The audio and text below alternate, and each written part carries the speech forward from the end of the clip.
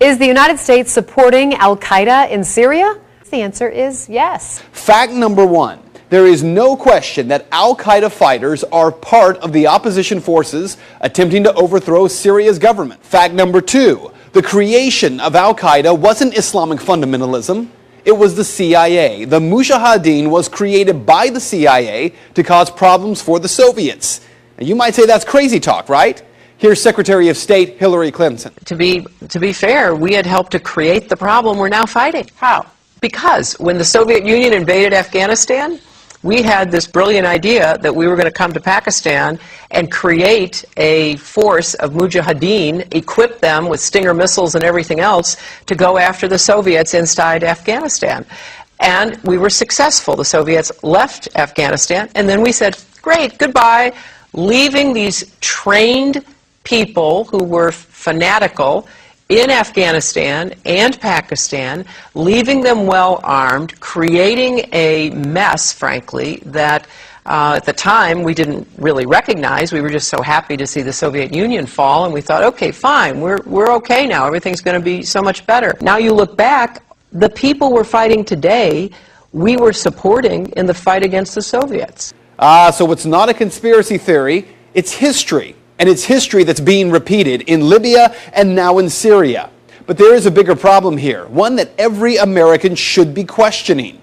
We're fighting al-Qaeda in Afghanistan, but we're also bombing al-Qaeda targets in Pakistan and in Yemen. And as we do that, something occurs known as collateral damage. Hundreds of civilians in Yemen have been killed in just the first half of 2012 by U.S. airstrikes aimed at al-Qaeda fighters. We also have a history of kind of moving in and out of Pakistan. I mean, let's remember here, the people we are fighting today, we funded 20 years ago. And we did it because we were locked in this struggle with the Soviet Union. They invaded Afghanistan, and we did not want to see them control Central Asia. And we went to work. And it was President Reagan, in partnership with the Congress, led by Democrats, who said, you know what, sounds like a pretty good idea. Let's deal with the ISI and the Pakistani military, and let's go recruit these mujahideen, and let's get some to come from Saudi Arabia and other places, importing their Wahhabi brand of Islam so that we can go beat the Soviet Union.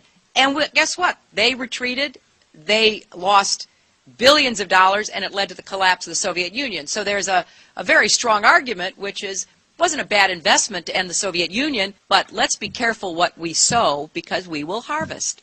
And we now are making up for a lot of lost time. So what you need to know tonight is heavy. Our government is bombing sites around the world in an ongoing war with al-Qaeda. In Iraq, where al-Qaeda had no presence before the U.S. war, al-Qaeda is now thriving. The same al-Qaeda, yes, created by the U.S. government in order to harm the Soviets. And today, at least 13,000 civilians in Afghanistan are dead as a result of that war with al-Qaeda. So with all respect to Ms. Fitzgerald from the Irish Times, this is not propaganda. Rather, it is the question that every American should be demanding answers on from Congress and from this president. Why are we giving al-Qaeda fighters money and weapons to overthrow yet another government in the Middle East? Today, our government claims they're freeing the people of Syria. Tomorrow, if history tells us anything, we will be killing and wounding civilians in airstrikes and then referring to them as collateral damage in a war with an enemy who we brought to power.